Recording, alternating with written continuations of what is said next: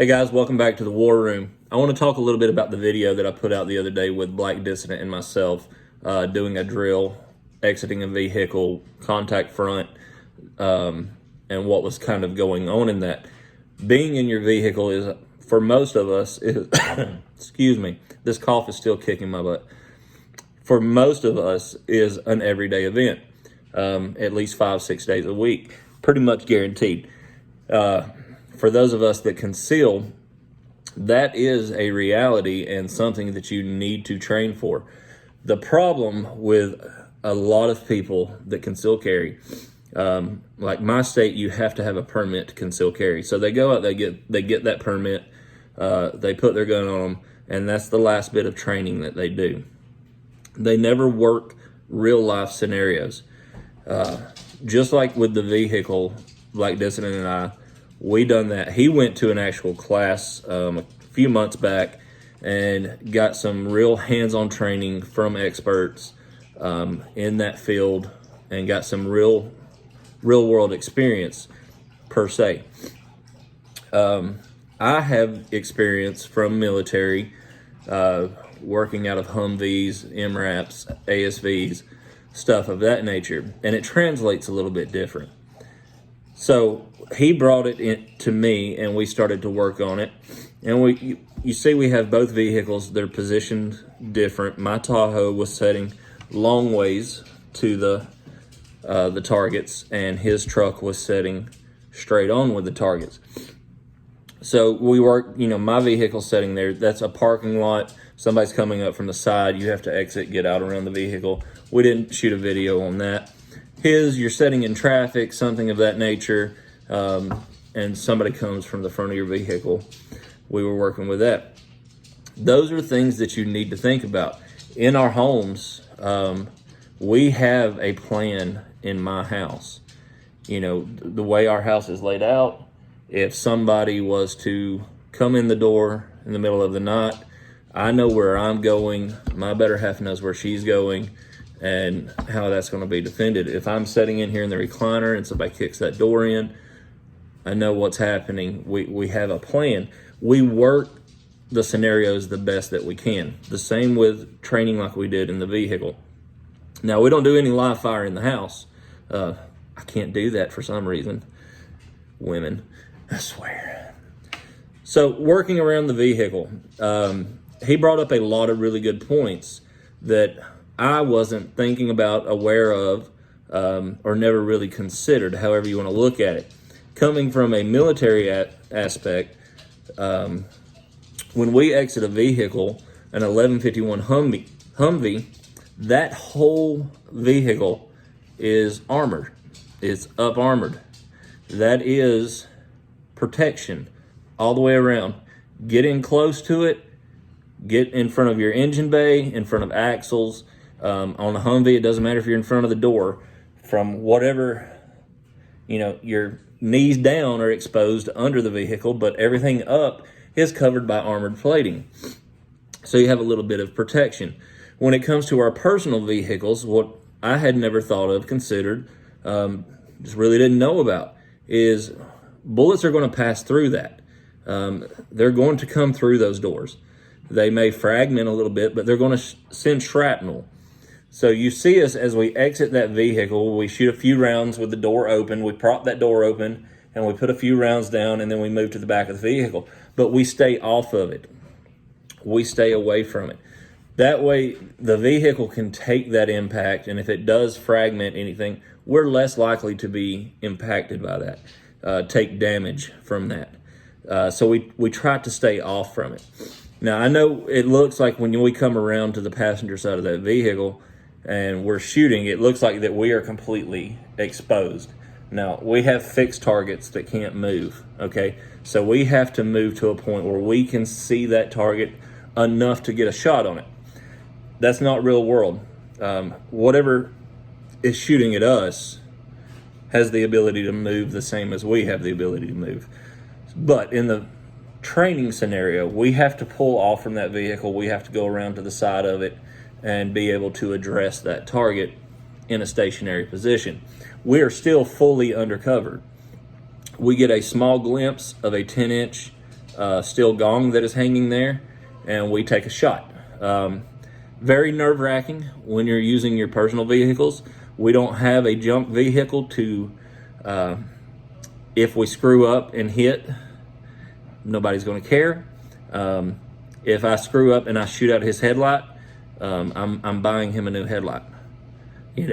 So it's a little bit nerve-wracking. So we put a little more distance than we normally would. We get a little bit more clear sight picture to make sure that we're not destroying how we get to and from work that allows us to afford to be able to do our stupid shit that we do.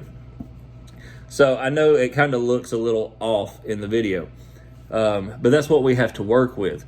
At every point, from the time I exit the vehicle, the only thing that is exposed is that V, where the door opens and the A-pillar goes up. So the door's out like this and the A-pillar where the windshield is. The only thing that is exposed is here. Okay, I mean, that's a money shot, but it's harder to hit that than it is all of that.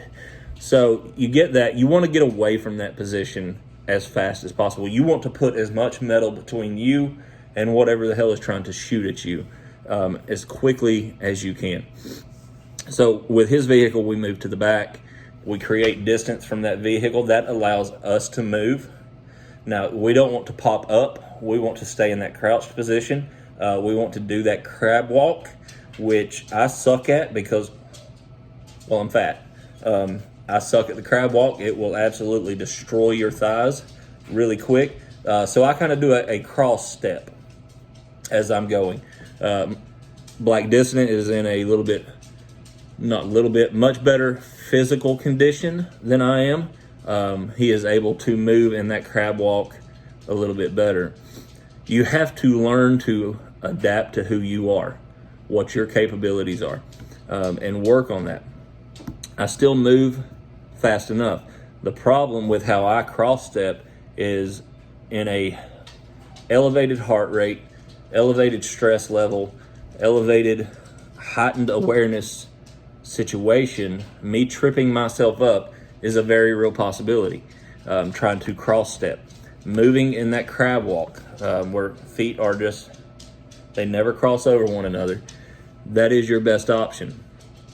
Stay off that vehicle. The way you saw my Tahoe, if I have to exit from the driver's side and I have to make my way around to the passenger side and use that as cover, your best two spots are behind your axles. Your engine bay is your best spot. That engine is going to stop whatever impacts it.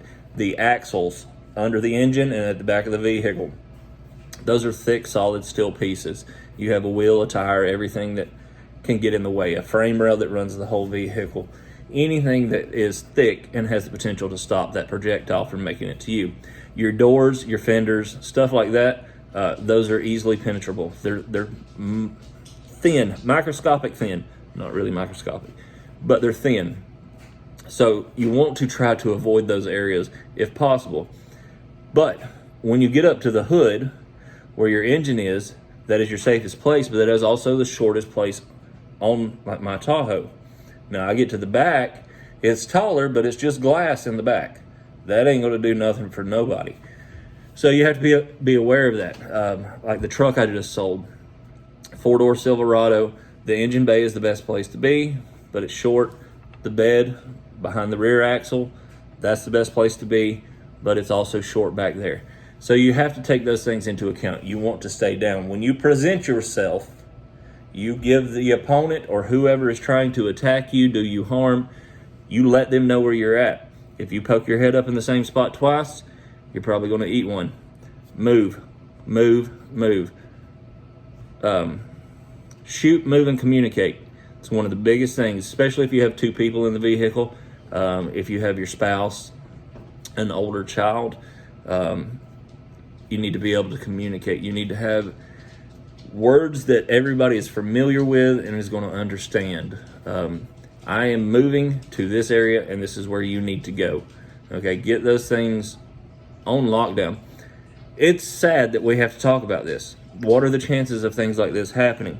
Probably pretty slim, but I can tell you in the world that we live in, they're higher than they were 10 years ago, and they'll be higher tomorrow than they are today. It's a shit show of a world that we live in, and that's just the sad reality of where we're at. We do a lot of this stuff for fun. We enjoy it. But it also gives us the capability to hopefully be able to protect ourselves and our family if one of these situations were to arise. And that's all we can all ask for. That's why we train, is to go out there and be able to protect ourselves or someone else in need. So get out there, guys. Train, work hard, do your best at it. Time and ammo and money will get you to where you need to be.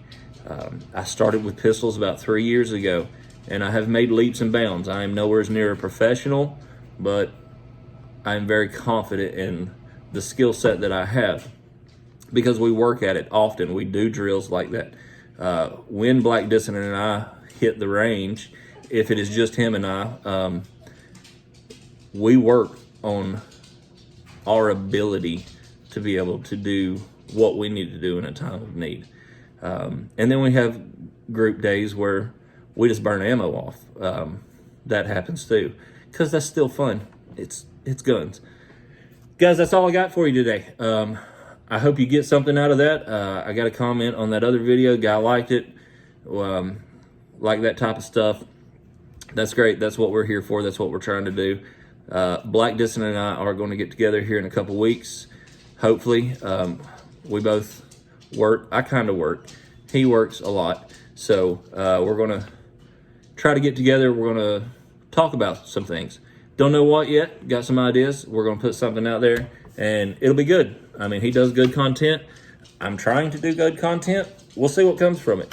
We'll put some more range stuff out there next time we get down there on the range, and we'll let you see what a fat kid like me enjoys doing. All right, guys. As always, keep your head up. Keep moving forward. Do your best to be your best. If you have a veteran in your life, hug them and kiss them. Tell them you love them. It may save their life today. 22 a day is 22 too many. Guys, life happens every day, good or bad. Learn to roll with it. I appreciate each and every one of you. Like, subscribe, comment, do whatever makes your little heart happy. If you're good with it, you know I am. See you out there, guys. Shoot a lot.